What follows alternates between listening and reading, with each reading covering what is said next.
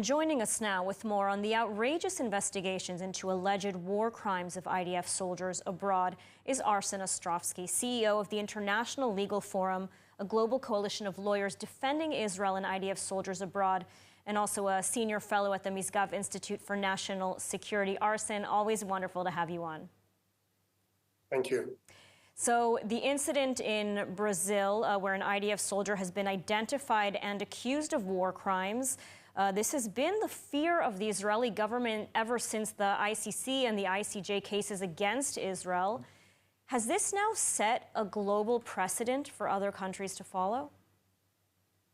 Look, that remains to be seen. Certainly what we saw in Brazil is very disconcerting.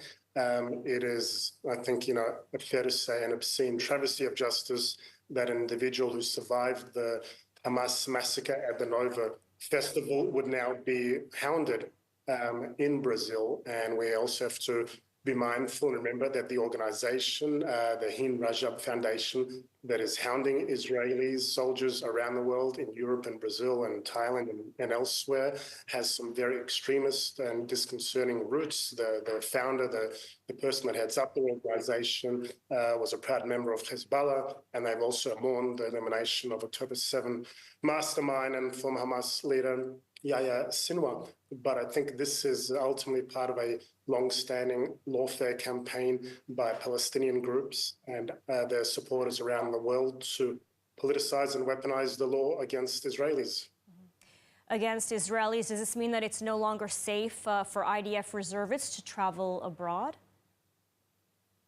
I'm not sure if it's necessarily not safe for them to travel, but I think one of the consequences will be that certainly those Israelis will be more Israeli soldiers, those currently still in service, I suppose, and those that have just come out of service, will be a lot more mindful in terms of which destinations they choose to travel to.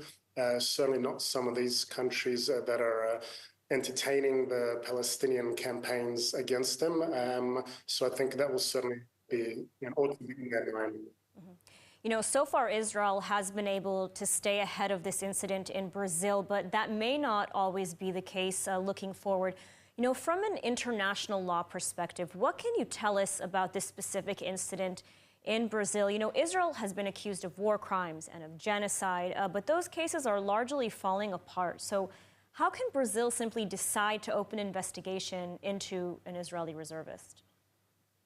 I think we also have to put this in context. The organization, Hind Rajab Foundation, that is initiating this tidal wave of claims, which numbers, I believe, over 1,000 at this point. Not a single one of them has actually resulted in an arrest or an Israeli individual being detained abroad. I think that's important to bear in mind.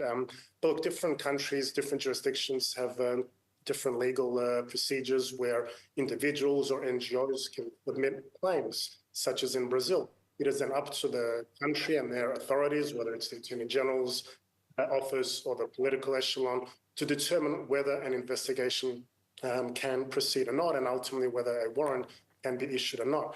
But most of these, if not, I would say all of these claims that are being waged and filed against Israelis are entirely baseless and without merit, and I think that also explains why they have not resulted in any actual warrants or arrests thus far. But what they do represent, however, a very drastic concern, I suppose, in terms of Israel's diplomatic relations with these countries that entertain these warrants. There's also questions to be had for the incoming Trump administration, which has already said, for example, with the ICC, that they will unleash a fury of sanctions, and whether they will apply this similarly to those countries that are seeking to acquiesce to these lawfare demands to exploit the law against Israeli officers and soldiers, whether to sanction some of these countries that agree to, I suppose, play along with this charade. All right. Well, Arsen, thank you so much for your insight today on this important issue. My pleasure.